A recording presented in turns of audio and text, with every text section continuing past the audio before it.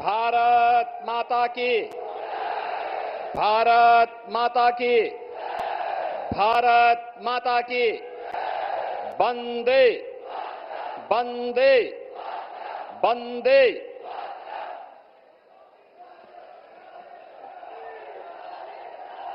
भारत के सांस्कृतिक नवजागरण के पुरोधा, दुनिया के सबसे लोकप्रिय राजनेता, गरीबों के मसीहा, भारत के यशस्वी प्रधानमंत्री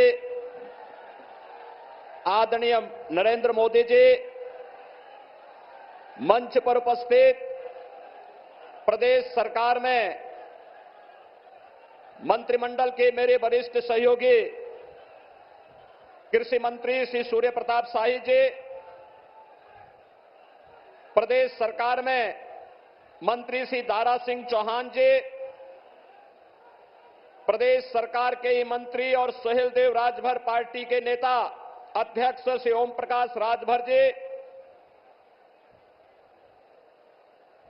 माननीय सांसद आजमगढ़ और भारतीय जनता पार्टी एनडीए के प्रत्याशी श्री दिनेश लाल यादव निरोहुआ जी, लालगंज लोकसभा सीट पर भारतीय जनता पार्टी और एनडीए की प्रत्याशी श्रीमती नीलम सोनकर जी, कार्यक्रम का संचालन कर रही लालगंज की सांसद श्रीमती संगीता आजाद जी, भारतीय जनता पार्टी के प्रदेश के महामंत्री श्री गोविंद नारायण शुक्ल जी, विधान परिषद के सदस्य श्री विजय बहादुर पाठक जी, राम सूरत राजभर जी, क्षेत्रीय अध्यक्ष सहजानंद राय जी, भारतीय जनता पार्टी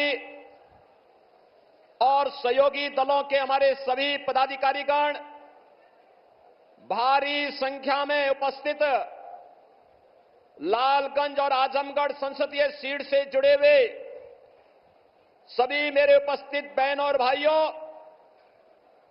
आज आदरणीय प्रधानमंत्री जी का आजमगढ़ जनपद की निजामाबाद की इस विधानसभा में संसदीय क्षेत्र में आजमगढ़ और लालगंज संसदीय क्षेत्र के मतदाताओं को, यहां की जनता जनार्दन को मार्गदर्शन प्राप्त होने जा रहा है।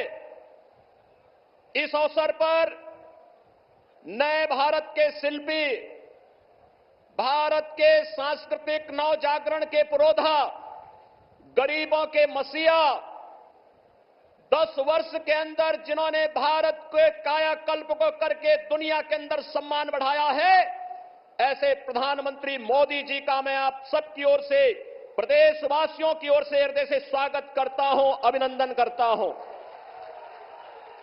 बहनों और भाइयों, ये हम सबका सौभाग्य है, भारतवासियों का सौभाग्य है कि आज दुनिया का सबसे लोकप्रिय राजनेता, जिनके मन में गरीबों के प्रति, नौजवानों के प्रति, अन्नदाता किसानों के प्रति, अपने परंपरागत हस्तशिल्पी और कारीगरों के प्रति, जिनके मन में महिलाओं के उत्थान के प्रति एक पीड़ा है, एक संवेदना है, और जिन्होंने अपना पूरा जीवन मां भारती के चरणों में समर्पित करते हुए उनकी खुशहाली और उनके उत्थान के लिए समर्पित किया है, ऐसे प्रधानमंत्री मोदी जी का आगमन आज आजमगढ़ की धरती पर हुआ है। बहनों और भाइयों, आज से 10 वर्ष पहले का भारत पहचान के संकट से और विश्वास के संकट से जूझ रहा था। सुरक्षा का एक खतरा हर एक व्यक्ति के ऊपर मंडरा रहा था।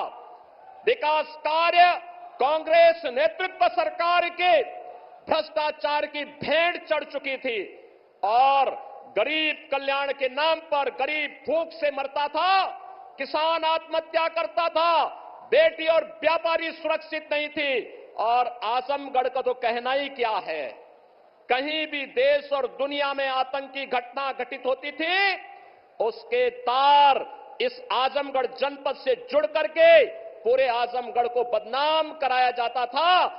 बहनों भाइयों, पिछले 10 वर्ष में आपने बदलते हुए भारत को देखा है। एक नया भारत का दर्शन कर रहे हैं। दुनिया के अंदर सम्मान बढ़ा है, सीमाएं सुरक्षित हुई हैं, आतंकवाद और नक्सलवाद पर प्रभावी अंकुश लगा है। और यही नहीं, अब आजमगढ़ में आदरणीय प्रधानमंत्री जी ने महाराज सुहेलदेव के नाम पर एक विश्वविद्यालय दे दिया है। आजमगढ़ को पूर्वांचल एक्सप्रेसवे दे दिया है। और अभी 2 महीने पहले ही प्रधानमंत्री जी आजमगढ़ आए थे। आजमगढ़ वासियों को एयरपोर्ट की सौगात भी दे गए हैं। आजमगढ़ को पहले जिन लोगों ने परिवार की बपौती बनाया था, वे लोग आज बेनकाब हुए हैं। आज आजमगढ़ चाहे वाराणसी से हो, चाहे गोरखपुर से हो, चाहे अयोध्या से हो, चाहे प्रयागराज से हो, 4 लेन की बेहतरीन कनेक्टिविटी के साथ जुड़ करके नए भारत के, नए उत्तर प्रदेश का नया आजमगढ़ बन चुका है। और इसलिए बहनों और भाइयों, अब आपको देश और दुनिया में जाने में संकट नहीं होता है। पहले होटल की बात तो दूर, धर्मशाला में भी रूम नहीं मिलता था। आजमगढ़ के नाम पे लोग चौंकते थे। आज बहनों और भाइयों, सुरक्षा का बेहतर वातावरण, सम्मान नए आसमान को छू रहा है। ओडीओपी के माध्यम से आदरणीय प्रधानमंत्री जी के मार्गदर्शन में जो नई पहचान मिली है, इस पहचान को तो आगे बढ़ाने का काम हुआ ही है। साथ साथ अब तो पूरे देश के अंदर अब तक 4 चरणों के चुनाव हुए हैं, 3 चरण बाकी हैं। 4 जून का इंतजार के बगैर पूरे देश के अंदर आवाज आ रही है कि फिर एक बार और अब की बार बहनों और भाइयों, और हरेक ओर से आवाज है, उत्तर दक्षिण पूरब पश्चिम, हरेक ओर से एक ही आवाज है, और वह है जो राम को लाए हैं 500 वर्षों का इंतजार प्रधानमंत्री जी ने समाप्त करके अयोध्या में रामलला को विराजमान कर दिया है। इस दृष्टि से पूरा भारतवासी अभिभूत है। मोदी जी के तीसरे कार्यकाल का इंतजार कर रहा है। और इस दृष्टि से एक बार जब यहां पर प्रधानमंत्री जी का आगमन हुआ है, बहनों और भाइयों, आजमगढ़ में आपने उपचुनाव में दिनेश लाल यादव निरुआ को चुनाव जिता करके भेजा था। और आज तो लालगंज में श्रीमती संगीता आजाद भी और श्रीमती नीलम सोनकर भी मिलकर के भारतीय जनता पार्टी के कमल को खिलाने के लिए आप सबके सहयोग से आगे बढ़ चुकी हैं। और इन सबको आशीर्वाद देने के लिए और जनता जनार्दन का आशीर्वाद लेने के लिए आदरणीय प्रधानमंत्री जी का आगमन हमारे बीच में हुआ है। मैं इस अवसर पर आप सभी आजमगढ़ वासियों की ओर से एक बार फिर से आदरणीय प्रधानमंत्री जी का हृदय से स्वागत करता हूं, अभिनंदन करता हूं और आप सबका आह्वान करता हूं कि बहनों और भाइयों, हमें भटकना नहीं है, बहकना भी नहीं है।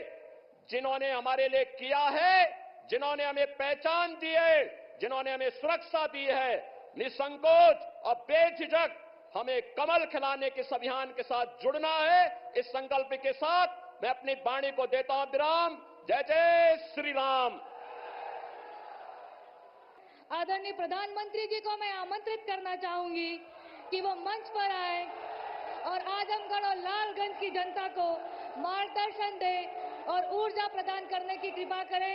आदरणीय प्रधानमंत्री जी, नरेंद्र मोदी जिंदाबाद, नरेंद्र मोदी जिंदाबाद, भारतीय जनता पार्टी, भारतीय जनता पार्टी। राम राम।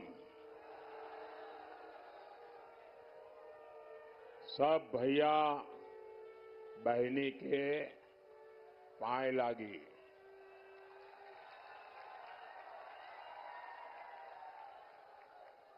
ये जो दो मेहरबान दो चित्र लेके आए हैं, वो चित्र ऊपर करते हैं, पीछे किसी को दिखता नहीं है।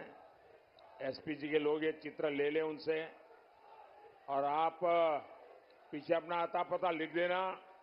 खुद का मत लिखना, पेंटर का लिखना। जिस आर्टिस्ट ने बनाया है उसका नाम लिखना, तो मैं उसको चिट्ठी जरूर भेजूंगा। उनसे कलेक्ट कर लें, कोई ले लीजिए भाई।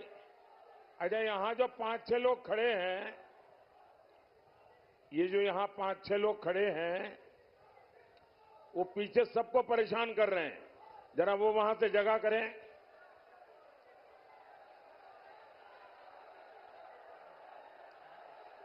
ये मैडम जो वीडियो उतार रही है, जरा आगे खड़े हो, जरा पीछे जाइए, ताकि पीछे वाले लोगों को परेशान कर रहे हैं आप। अच्छा, सुन नहीं पा रहे हैं आप लोग वहां?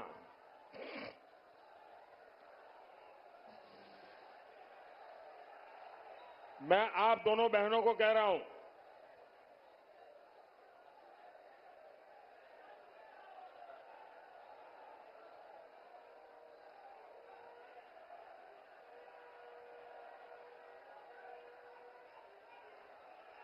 भारत माता की, भारत माता की, भारत माता की।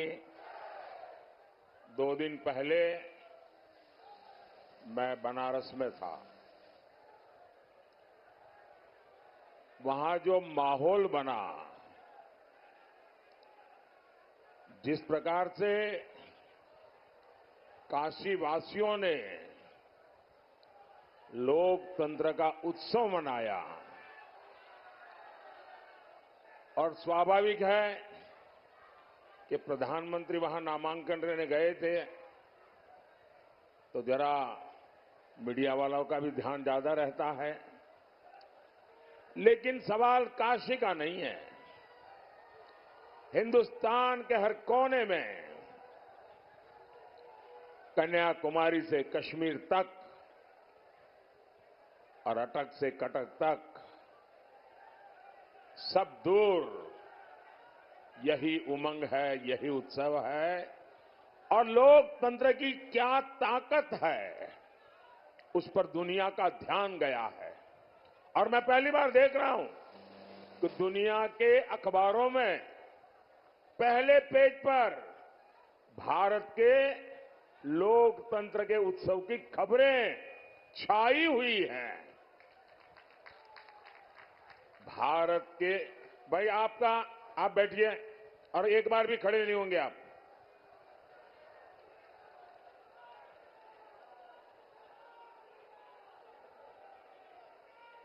भारत की पहचान, भारत का महात्म्य दुनिया के लिए भी कितना महत्व रखता है, इसका ये परिचय है। दुनिया देख रही है कि जनता जनार्दन का आशीर्वाद भारतीय जनता पार्टी, एनडीए, हमारे सभी साथियों पर है। और जहां भी जाते हैं, एक ही स्वर सुनाई देता है, एक ही नारा गूंज रहा है, एक ही संकल्प चारों तरफ लेकर के लोग चल रहे हैं, और वो है फिर एक बार, फिर एक बार, फिर एक बार। भाई और बहनों, आखिर दुनिया को ये विश्वास कैसे है? ये रातों रात तो नहीं हुआ है। दुनिया ये जन समर्थन देख रही है। आपका प्रेम और आपका आशीर्वाद, आपका स्नेह दुनिया को अचरज कर रहा है। दुनिया देख रही है कि भारत के लोगों को मोदी की गारंटी पर कितना भरोसा है।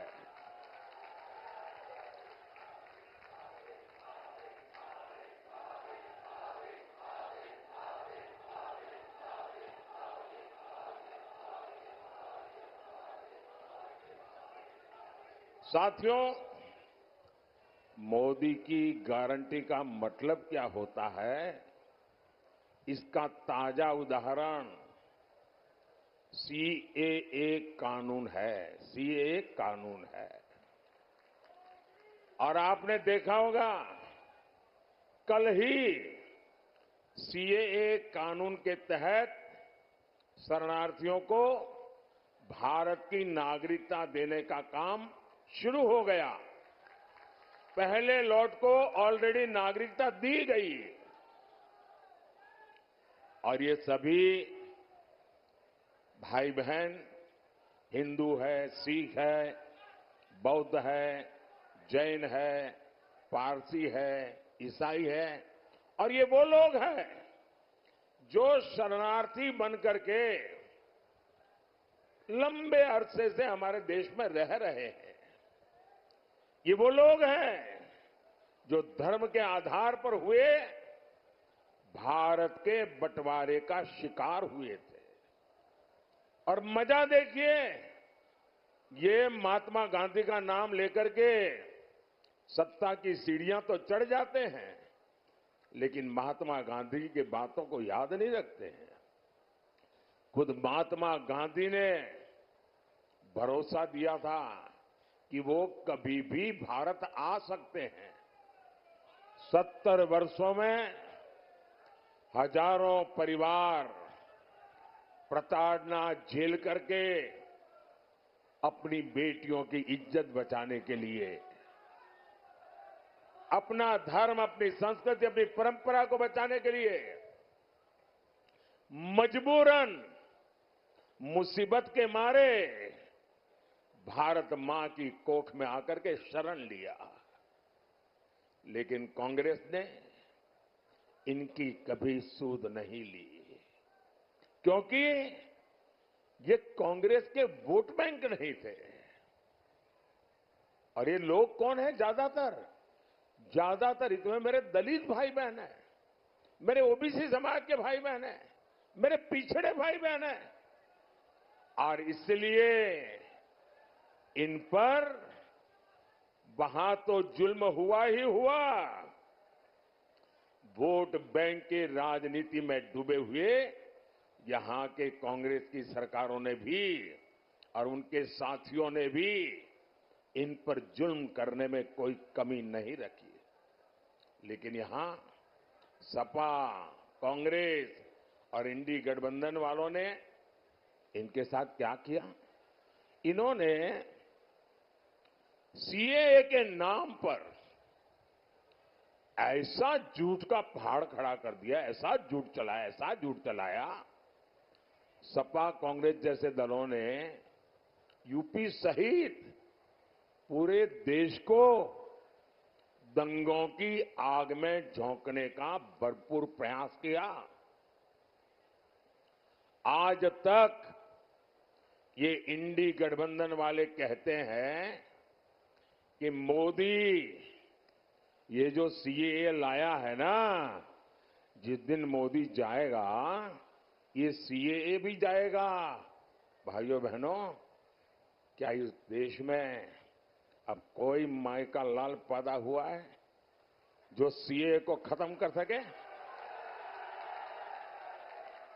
ये देश की जनता जान गई है, देश का हर नागरिक जान गया है कि आप लोगों ने वोट बैंक की राजनीति करके हिंदू मुसलमान को लड़ा करके और सेक्युलरिज्म का ऐसा चोला पहन लिया था कि आपकी अंदर की पाप की सच्चाई बाहर नहीं आती थी। ये मोदी है जिसने आपका नकाब उतार दिया है। ये आपका नकाब, आप ढोंगी है, आप सांप्रदायिक है। आपने देश को 7 दशक तक संप्रदाय की आग में जूझने के लिए मजबूर कर दिया है। साहब, मैं साफ साफ कहना चाहता हूं मेरे भाइयों बहनों, ये मोदी की गारंटी है। देश विदेश कहीं से भी जो भी ताकत इकट्ठी करनी है कर लो। मैं भी मैदान में हूं, तुम भी मैदान में हो।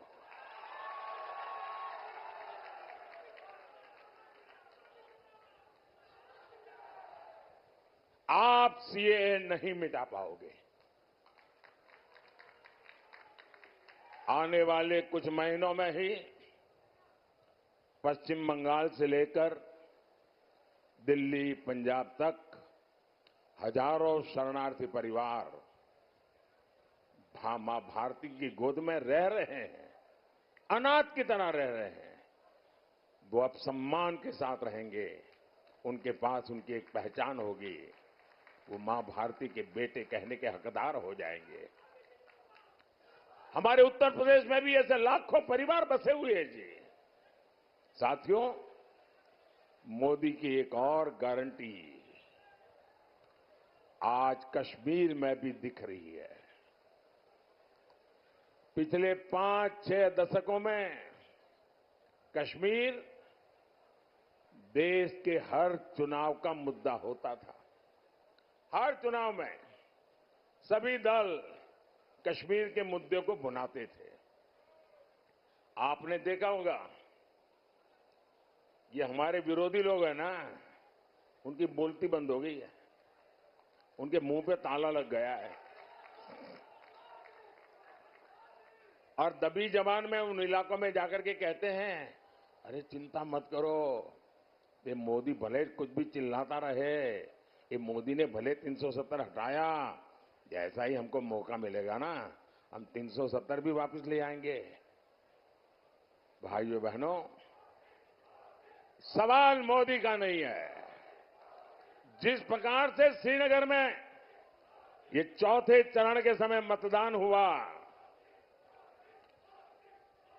भैया आपका प्यार मेरे सर आंखों पर, मुझे जरा बोलने दीजिए।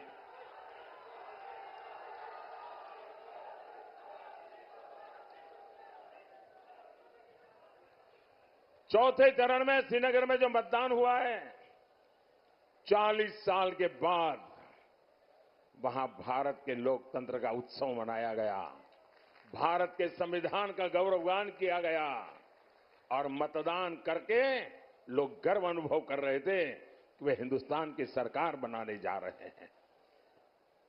श्रीनगर के जीवन में बहुत बड़ा दिन था और श्रीनगर के लोगों का उत्साह है ना, वो साफ दिखाता है कि अब कोई भी 370 वापस ला करके वोट बैंक की राजनीति नहीं कर पाएगा। आजमगढ़ के यूपी के हमारे सैनिक परिवारों की माताएं बहनें हमेशा चिंता में रहती थी, न जाने कब कश्मीर की धरती पर आतंक की धमाका कर दें, न जाने कब पत्थरबाजी हो जाए और न जाने कब बुरी खबर आ जाए, कोई ठिकाना नहीं था।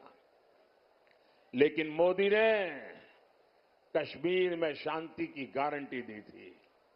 मोदी ने 370 की दीवार गिरा दी, 370 की दीवार गिराई। पहले वहां चुनाव आते थे तो वो हड़तालें होती थी, मतदान करने वालों को मौत की मुसीबत आ जाती थी, आतंक की धमकी देते थे। लेकिन इस बार श्रीनगर में पिछले अनेक चुनावों के रिकॉर्ड टूट गए। भाइयों साथियों, ऐसा काम वही कर सकता है जिसके रग रग में राष्ट्र प्रथम का संकल्प बह रहा हो। आप याद करिए, 10 साल पहले देश में एक सामान्य व्यक्ति की सुरक्षा भगवान भरोसे होती थी। कभी बम धमाके, कभी आतंक, कभी स्लीपर सेल, कभी दंगे, और आजमगढ़ की तो पहचान ही बदल दी गई थी। न जाने किस किस नाम से आजमगढ़ को बुलाया जाता था, कितना बदनाम करके छोड़ा था।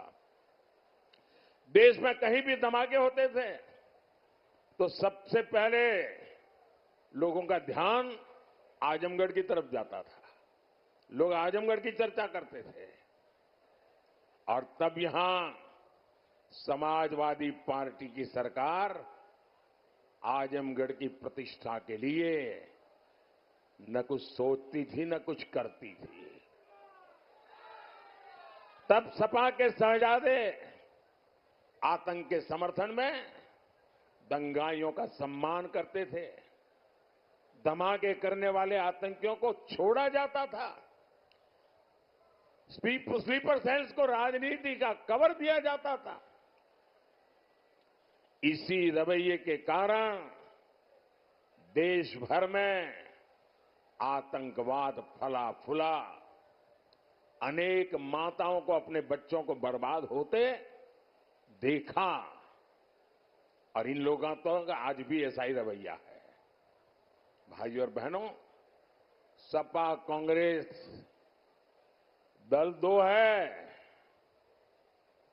है, लेकिन दुकान एक ही है। ये झूठ का सामान बेचते हैं, ये तुष्टीकरण का, परिवारवाद का और भ्रष्टाचार का सामान बेचते हैं। अब ये लोग तुष्टीकरण की ट्रिपल डोज लेकर आए हैं। एक तरफ ये लोग पिछड़े, दलित, आदिवासी का आरक्षण छीनकर अपने वोट बैंक को देना चाहते हैं। दूसरी तरफ ये इंडी गठबंधन वाले आपकी संपत्ति का आधा हिस्सा छीनकर उसको भी अपने वोट बैंक को देना चाहते हैं, और साथ ही ये लोग देश के बजट को भी बांटना चाहते हैं। बजट का 15% भी अब वहां सीधा का सीधा माइनॉरिटी के नाम पर ही अलॉट करना चाहते हैं। मैं आप सबको कहना चाहता हूं, देश की एकता के लिए, देश में सच्चे अर्थ में संविधान का सम्मान करने के लिए, देश में सच्चे अर्थ में बाबा साहब आंबेडकर की भावनाओं को जीने के लिए हमें ये भागला करो राज करने वालों से चौकन्ने रहने की जरूरत है। देश को आज सबसे ज्यादा एकता की जरूरत है। 70 साल तक उन्होंने हिंदू मुसलमान करते रहे। आओ एक बन करके चले, दुनिया में देश का नाम रोशन कर करके रहे।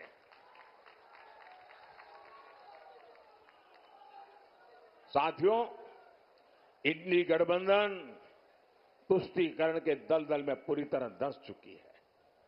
समाजवादी पार्टी के शीर्ष नेता राम मंदिर को लेकर आए दिन घटिया बातें कर रहे हैं। कांग्रेस के शहजादे ने तो राम मंदिर को गालियां देने का मिशन ही चला रखा है। सिर्फ वोट बैंक को खुश करने के लिए ये लोग हमारी आस्था पर चोट कर रहे हैं। साथियों, यहां इतनी बड़ी संख्या में हमारी माताएं बहनें आई हैं। मोदी आपका जीवन बेहतर बनाने के लिए दिन रात एक कर रहा है। आज हर गरीब को मुफ्त अनाज मिल रहा है, आज हर गरीब को मुफ्त इलाज मिला, पक्का घर मिला, घर में नल, नल में जल, सस्ता सिलेंडर, ऐसी अनेक सुविधाएं आप तक पहुंची है। क्या समाजवादी सरकार में, कांग्रेस की सरकार में उन लोगों ने आपकी कभी चिंता की थी क्या? उन्हें आपको अपने हाल पर छोड़ दिया था कि नहीं छोड़ दिया था? ये मोदी है जो आपके जीवन से हर चिंता को दूर कर रहा है। अभी मोदी ने एक और बड़ा फैसला लिया है। आपके घर में और यहां जितने लोग हैं, इन सबके काम आने वाला है। आप किस जात में पैदा हुए, किस बिरादरी में पैदा हुए, आप धनी हैं नहीं हैं, पढ़े लिखे हैं नहीं है, गांव में रहते हैं शहर, कुछ नहीं, सबके सब, क्योंकि मेरा तो मंत्र है सबका साथ सबका विकास। अब आपके घर में और आजकल हर परिवार में बुजुर्ग लोग होते ही होते हैं। माँ बाप, दादा दादी, चाचा चाची, नाना नानी, कोई न कोई बुजुर्ग होते हैं। और 70 साल के बाद छोटी मोटी कोई बीमारी भी होती है, दवाई का खर्चा भी होता है। अब जो बेटा या बेटी कमाते हैं, उनके मन में यही रहता है कि पिताजी की खिलाने पिलाने में तो कोई प्रॉब्लम नहीं है, लेकिन अगर दवाई का बोझ आ जाए तो बेटा बेटी चिंता में लग जाते हैं। अरे कैसे करेंगे भाई? उनके सामने प्रश्न होता है कि बच्चों का परवरिश करें कि बुजुर्गों की चिंता करें। जिम्मेवारी भी है, दोनों जिम्मेवारी है, लेकिन अब आपको चिंता करने की जरूरत नहीं है। ये चिंता ये आपका बेटा मोदी करेगा। 70 साल से ऊपर के आपके परिवार में जो भी लोग होंगे, उन सबकी बीमारी में इलाज के खर्च की जिम्मेवारी मोदी की। ये मोदी की गारंटी है। घुटने की दिक्कत हो, हार्ट की परेशानी हो, कोई भी बीमारी हो, हर बुजुर्ग का इलाज होगा और वो भी मुफ्त होगा। साथियों, मोदी ने एक और योजना शुरू की है। इसमें बिजली बिल 0 हो जाता है। बिजली बिल 0।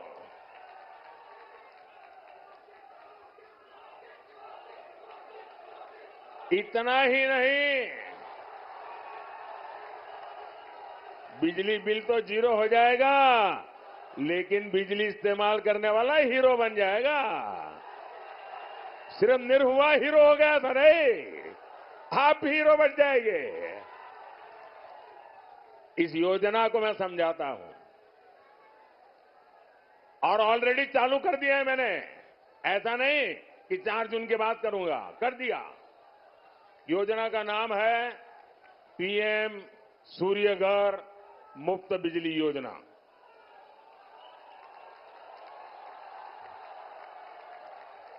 आप ऑनलाइन जाकर के अभी से रजिस्ट्री करवा सकते हो, ऑनलाइन चालू है। ये योजना क्या है? मोदी आपको 75,000 रुपया देगा।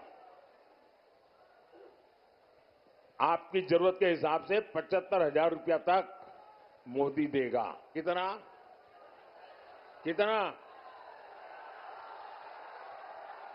उसमें से आप घर पर सोलर पैनल लगाएंगे और जो सोलर की बिजली होगी उसका आप अपने परिवार के लिए उपयोग करेंगे, और जो ज्यादा बिजली होगी वो योगी जी की सरकार खरीद लेगी।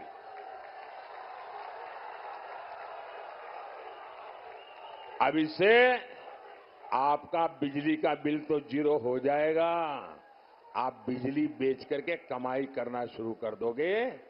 ये काम मोदी आपके लिए कर रहा है।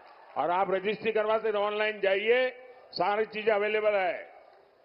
साथियों, आज भाजपा सरकार में यूपी का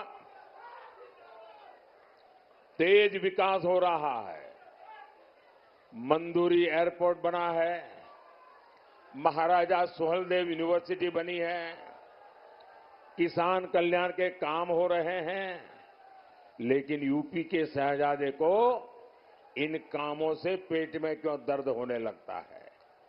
इन्हें लगता है कि इस क्षेत्र का विकास हो गया तो इनकी दुकान कैसे चलेगी। आपने तो सपा के गुंडाराज के वो पुराने दिन देखे हैं। बाजार शाम 7 बजे बंद हो जाते थे, माताएं बहनें बाहर नहीं निकल पाती थी, पढ़ाई लिखाई तक के लिए बेटियों का निकलना मुश्किल होता था। भाइयों और बहनों, आज भाजपा सरकार में यूपी इन सारे संकटों से बाहर निकल आया है। और योगी जी ने यहां दंगाइयों की, माफियाओं की, अपहरण फिरौती गैंग की, मेरा जो स्वच्छता अभियान है ना, योगी जी ने उत्तर प्रदेश में बराबर चलाया है। अब यूपी में तेजी से आधुनिक सेवाएं बनाई जा रही है। मुबारकपुर का साड़ी उद्योग हो या फिर निजामाबाद के मिट्टी के बर्तन या फिर यहां का गुड़, ऐसे हर उत्पाद को दुनिया के बाजारों तक पहुंचाना हमारा लक्ष्य है। और इसलिए मैं vocal for local, vocal for local के मंत्र को आगे बढ़ा रहा हूं। भाई और बहनों, आजमगढ़ को, पूर्वांचल को देश के विकास का इंजन बनाने के लिए आपका वोट बहुत महत्वपूर्ण है। अब उनका हाल देखिए, मैं अभी द्वारिका जी के दर्शन करने गया था। अंदर समुद्र के अंदर जाकर के मैंने भगवान श्री कृष्ण ने जो द्वारिका जी बनाया था, द्वारिका नगरी बनाई थी, वहां अपनी श्रद्धा अर्पित करने गया था। तो एक कांग्रेस वाले इसकी भी मजाक उड़ा रहे थे। और मजा यह है, ये बिहार में आरजेडी वाले और उत्तर प्रदेश में सपा वाले, उनके परिवार के जो मुखिया है वो अपने आप को यदुवंशी कहते हैं। अरे तुम कैसे आदिवासी हो यार? जिसके साथ बैठते हो वो तो भगवान श्री कृष्ण को गाली दे रहा है रे। और हम यदुवंश का महात्मा देखिए। अरे मध्य प्रदेश में वोट के लिए नहीं, हमारा मुख्यमंत्री है मोहन यादव। यदुवंश का महात्मा कौन समझता है वो आप जानते हैं। भाइयों बहनों, आपको लालगंज से हमारी बहन नीलम सोनकर को भारी, आगे रहिए, हाँ, नीलम सोनकर जी को भारी बहुमत देकर संसद भेजना है। और हां, अब तक आजमगढ़ वालन के पास भोजपुरी का साधक हो, सेवक हो, निर्वाह का तप और तपस्या आप लोगन के सामने है। परिवारवादी आपके वोट की कीमत नहीं समझ सकते। आप निर्वाह जी को रिकॉर्ड वोटर से विजयी बनाकर वो रिकॉर्ड वोटों से जिताना। और दूसरा, बाकी हम तो बगल में बनारस में हुई है। मेरा एक और काम करिएगा, एक मतदान ज्यादा होना चाहिए। सुबह 10 बजे से पहले मतदान होना चाहिए। पुराने मत के सारे रिकॉर्ड तोड़ना चाहिए। हर पोलिंग बूथ जीतना चाहिए। करेंगे। अच्छा, मेरा एक काम करेंगे, जरा आप लोग बताएं तो मैं बोलूं। मेरा एक काम करेंगे, सबके सब अगर हाथ ऊपर करके बताते हैं तो बताऊंगा। मेरा एक काम करेंगे, जरा मुझे जवाब दीजिए। मेरा एक काम करेंगे। एक काम करना, ज्यादा से ज्यादा परिवारों में जाना, ज्यादा से ज्यादा लोगों को मिलना और कहना कि अपने मोदी जी आए थे और मोदी जी ने परिवार के सबको राम राम कहा है। मेरा राम राम पहुंचा देंगे, हर एक को मेरा राम राम पहुंचा देंगे। बोलिए भारत माता की, भारत माता की, भारत माता की। बहुत बहुत धन्यवाद।